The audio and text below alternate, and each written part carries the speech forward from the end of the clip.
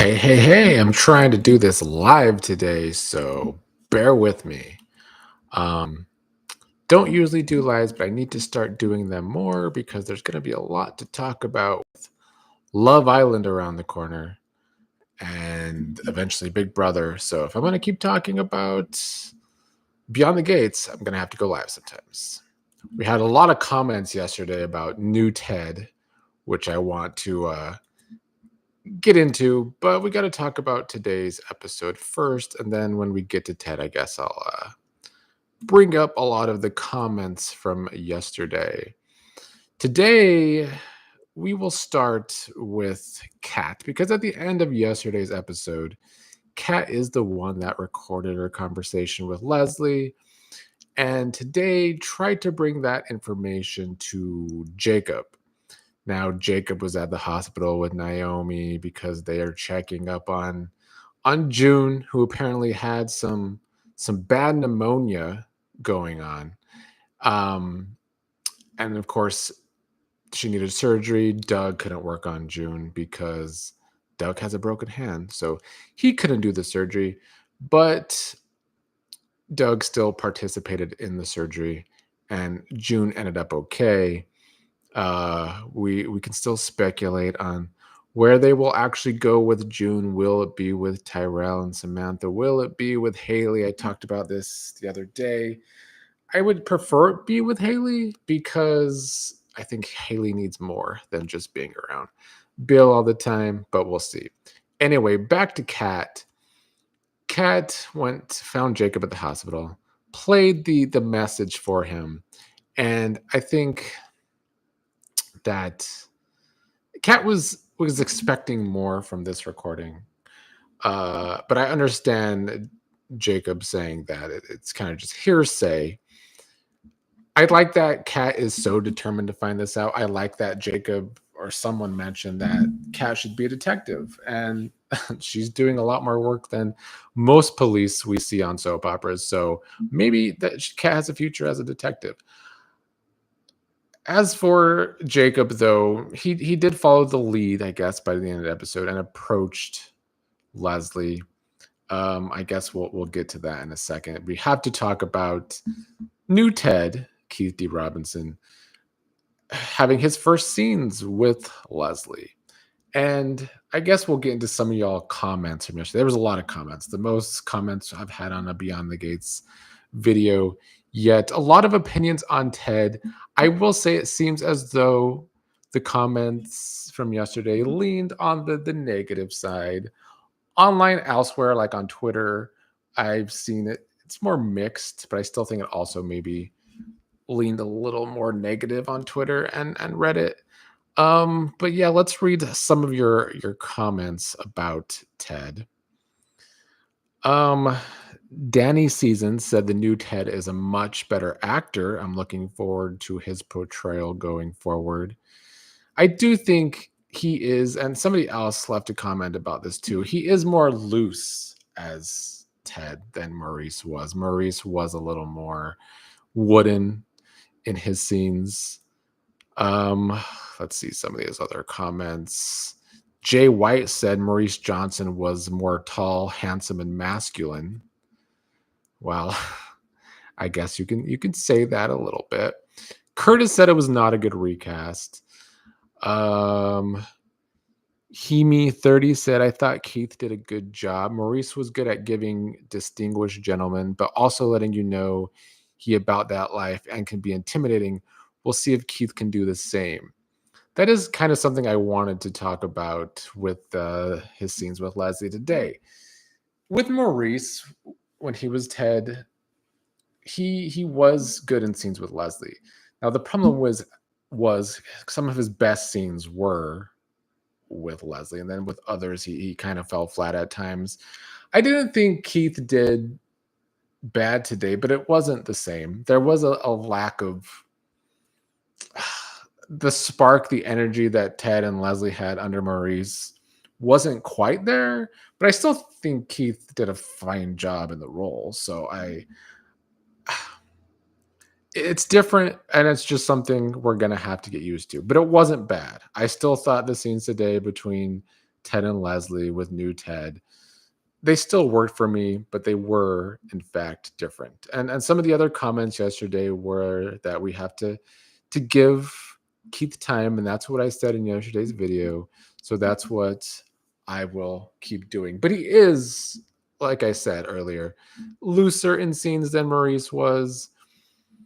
And he does bring a little more emotions to scenes for sure. So he does have that going for him. As for the scenes between them, it was kind of Ted trying to get Leslie to be happy about Eva's birthday. And it, on one hand, it is kind of like, come on, Ted, you're in Eva's life for like 2 minutes, and Leslie's supposed to just be jolly that you want to throw her daughter a birthday. But I just don't agree with Leslie in the way she's been treating Eva ever since the whole anniversary party. Leslie's saying that she's not going to be involved with this little lunch that Ted is throwing for Eva. I'm assuming that will be on Monday's episode because by the end of the episode, Ted was walking into Orphe Jeans with a bag or something. I don't know who else he invited. Smitty was already there, so will it be Smitty and Martin? Probably. They're the only people that have kind of opened up to Eva and not iced her out. I'm not convinced that Leslie wouldn't show up, but like I said earlier, Jacob did show up at Leslie's apartment. It was funny. She was watching horror movies and then screaming when Jacob knocked on the door. Jacob is going to take her down to the police station, so she won't be able to go to Eva's little lunch anyway. One thing I didn't mention about Kat, though, is that when she was giving Jacob the info and letting him listen to the phone, she's still dead set that it's Eva, of course. That is the rivalry that they continue to go with, and they will continue to go with. I still say, much like I said yesterday, if Kat was so smart to figure all this out in the first place, that it could have been Leslie or Eva that did this, she should have been the one to catch on that Leslie went into all these details. So maybe she's the one that did it, but she has that tunnel vision for Eva. Anyway, what else happened today? Let's discuss. I guess we'll discuss Anita and Vernon. First, Bill came to see them. They still have that hatred for Bill. Bill was just playing games today, really. That's all Bill was doing. He was playing games with Anita and Vernon, played some games with Smitty later on in the episode. The main thing with the Anita and Vernon story continues to be Anita and the possible Articulates reunion. She failed with Lauren, who I'm hoping is like a big casting, or Sharon, sorry. She failed with Sharon, who I hope is going to be a big casting in the future. But it seems we're going to see this Tracy character first. She was on the preview for next week. Today, Anita called her, seemed to have some tearful conversation with her over the phone, and Tracy agreed to come to town immediately and meet with Anita and have dinner. Anita didn't bring up the possible Articulates reunion concert, but I guess that will be the next big deal for next week. But they're going to need to get Sharon on board with that, which is, I guess, where the tension and drama can hopefully come from. I am glad they are giving Tamara Tooney a story finally.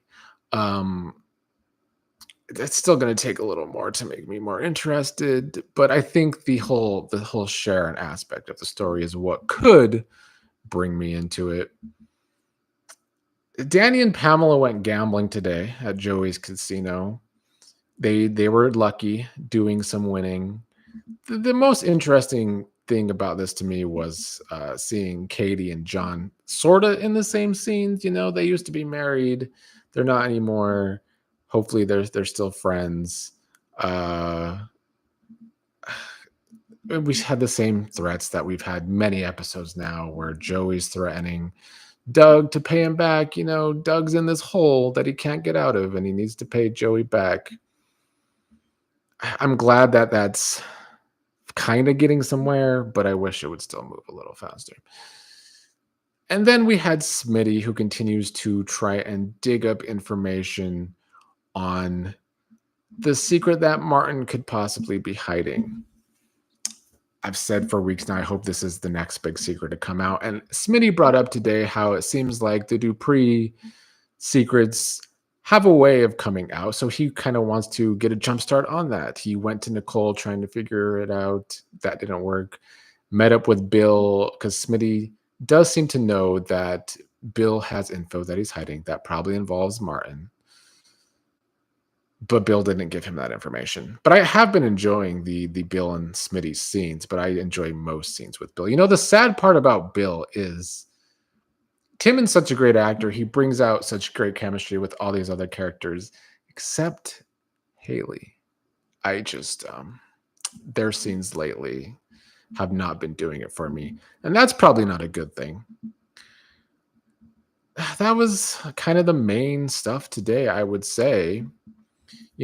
I don't do these live often because I feel like I rush through all the info every time I'm live. There's a certain aspect of being alive that makes me a little nervous. So I'm going to have to get better at that. But I do still want to read some more comments yesterday since there was just so many about new Ted. So that is what I will do for these next few minutes of the video. Let's see. Ray said, shout out to Ray, one of my day ones on this channel. New Ted is going to take time to grow on me. I wasn't feeling it. However, I'm going to give it time. That's what I said yesterday too.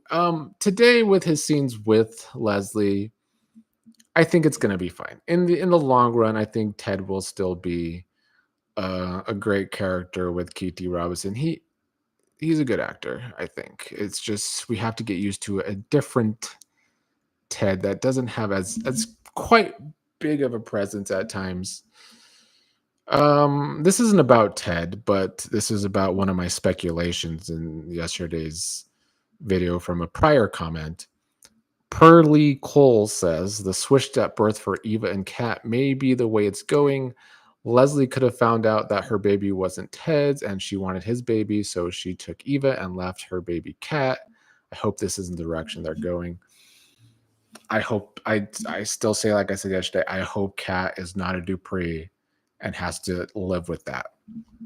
That would be a great turn for the Kat character, and maybe actually give the character of Kat some growth from being the elitist that she is. And there's other speculation. Maybe like this baby switch, if there was a baby switch, maybe it wasn't Leslie's kid at all. And even in today's episode, she mentioned how Eva came in the middle of the night. Well, that could be another hint that she stole a baby in the middle of the night, whether it was a baby switch or just a stolen baby in general. That could have been a pretty big clue.